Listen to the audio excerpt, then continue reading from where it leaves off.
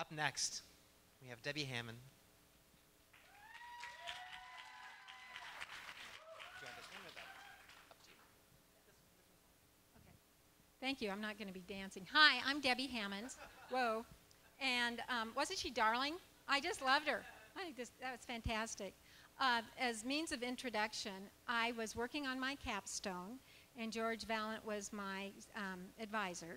And my capstone was Aging in America, Time to Thrive. And while I was doing that, they advertised in my local newspaper in Worland, Wyoming, that they needed a new executive director of the Worland Senior Center. And so I applied and got the job. And when I told George that that had happened, and he said, "They're going to pay you to do that?" So I told them, don't hire me unless you're willing to change, because what I wanted to do, and I did it for a year, was I applied positive psychology. And so that's what I'm talking about today with you, is what happened at the Worland Senior Center. As I said, I was hired there. Some of you may not be familiar, but senior centers across the United States, their purpose is to help people live in their homes as long as possible. It's for people who are 60 or older. And what they do is a number of things. They provide meals that have a specific calorie amount. It's supposed to be for a moderately active 75-year-old male. This is what they consider to be a good, healthy meal. It's served at noon. It's delivered to shut-ins' homes.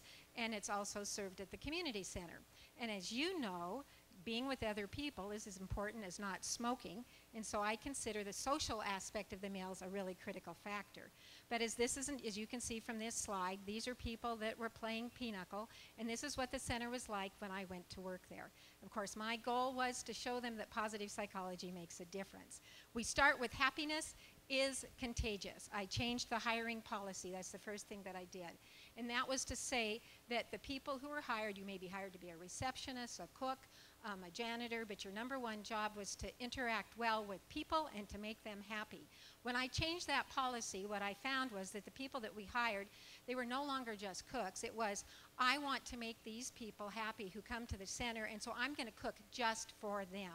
Well, you can imagine when people make things just for people, you attract new people. This is a coffee group that came, of men that came in the morning, and they knew that when people were making things just for them, it made them happy, and then they shared things with each other, and indeed, happiness is contagious. And so what you can see as you look at these I took from our Facebook page at the center, and so it wasn't like I planned long ago I was going to be giving this talk. But these are people who come for activities. This is Wii Bowling. They just have a really good time being together. These are people that when they get up in the morning, they don't have anything to do because they all live by themselves, unless you see some couples. And so we offered computer classes, we offered gentle yoga, we increased the kind of things. And the other thing we did is we scheduled them so that they were close to our lunch hour. So it was convenient for them to stay over. Well, the contagion spread to my staff who had been there. Among the people that you're looking at here, some of them had been with the facility for 20 years. And what they found was that not only, they've all had a mission for a long time. They're fabulous people.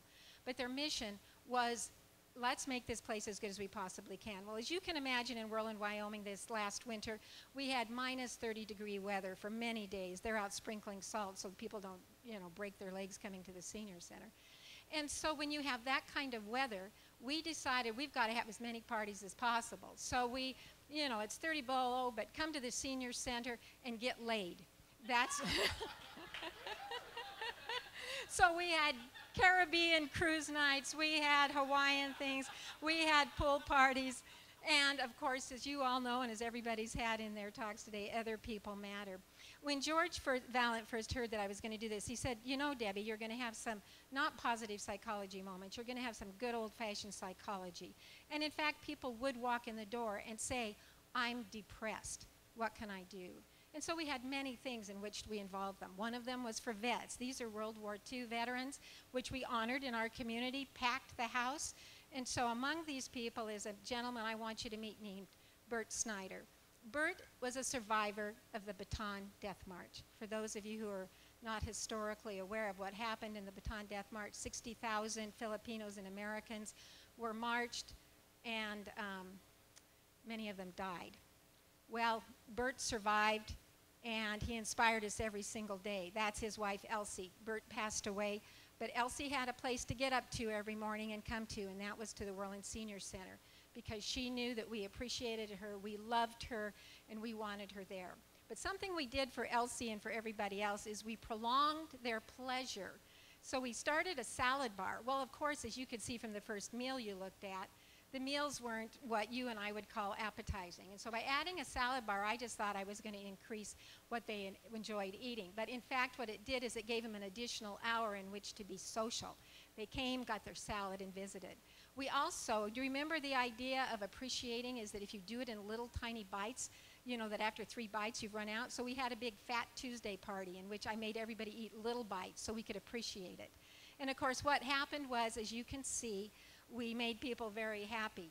So what are the numbers? We usually serve about 1,100 meals a month. We, in terms of the activities and the people that came, we increased our numbers by 235%. So it was significant. And not only that, it was contagious. The community 30 miles away from Worland called Thermopolis, Wyoming, sent over their board of directors from the Thermopolis Senior Center to come and ask us, what's your secret? We're hearing good things about the Worland Senior Center, and we want to copy it. So if you want positive aging in America, just happiness is contagious, other people matter, and you can prolong pleasure.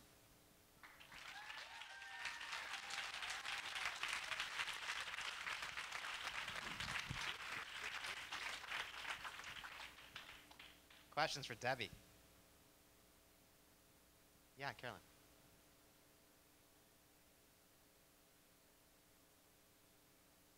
What's the number one thing that made the biggest difference in all the things that you did? You know, it's kind of funny because my husband and I have decided to leave Wyoming and to move to Denver, Colorado. And so this is a nice, concise thing. I really did work there for 1 year. And as I was preparing to leave and they were interviewing, you know, new people, I insisted that our board go and visit with all of the seniors and ask them, what do you want in a director? And of course, they were all telling me, I mean, you could hear it when you came in the building. It had changed. The volume, the pitch of the voices, just the you know, what was going on. But the number one thing, and this is embarrassing, it's not scientific, and I clearly didn't have to get a master's at the University of Pennsylvania to do this. They said, Debbie came and talked to us every day at lunch. We want somebody who comes and talks to us. And I still believe the number one thing is that you treat people with respect and as individuals. These slides that I've just shown you, I don't see seniors. I see every single person that I know. And I think that's the most important thing. And my whole staff had the exact same philosophy. Jenny. Can you talk a little bit more about how you transformed your staff? Okay, here, big shout out to Bob in our MAPP program. He had told me as a corporate individual that his whole study is on trust.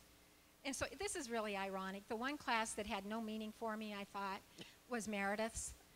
Because I'm not in corporate America. I'm a TV producer, quite frankly, and I work independently at home. That's what I do. And so I thought, okay, now I have a job and I have a staff of 20. I'll do what Bob says, establish trust. These people have been running this center for, like I said, some of them 20 years.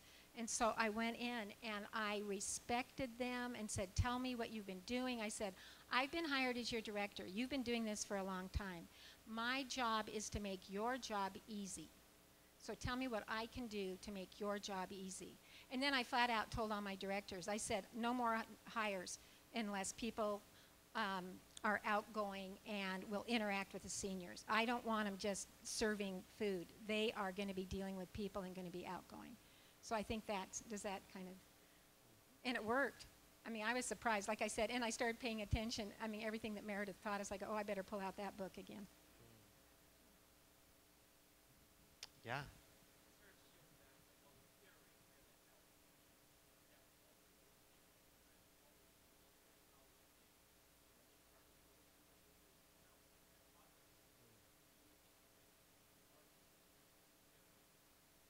Absolutely. Do you want to repeat the question? Okay, he was asking about how important volunteering is for the health and the well-being. And what's interesting, because of my capstone, I did a lot of that kind of research. As you might have noticed, I would say the average age of these people was like 78. There were a lot of people that were in their 80s and even 90s. And The volunteerism really works more for people who are under 80 in terms of the kind of time that they have. But a big part of this program that you can't see is that all of the meals that are delivered in the community are delivered by volunteers. And so they're what we call the young old, versus what you were looking at is what is scientifically called the old old. But in terms of, I think this is a real important thing with volunteerism. When people would walk in and say, I'm depressed, then the first thing that we would do is, number one, talk to them. But then we'd find out what their interests were, and we would ask them to help us at the center. And so people want to have meaning in their life. They want to be wanted. So we'd say, hey, we're having a function tomorrow. Can you help us put up the tables? We're doing something next week. Can you help me fold these invitations? So we engaged them so that they knew that not only did they have a place where people treated them well, but it was a place that needed them, that they had a purpose. Last question.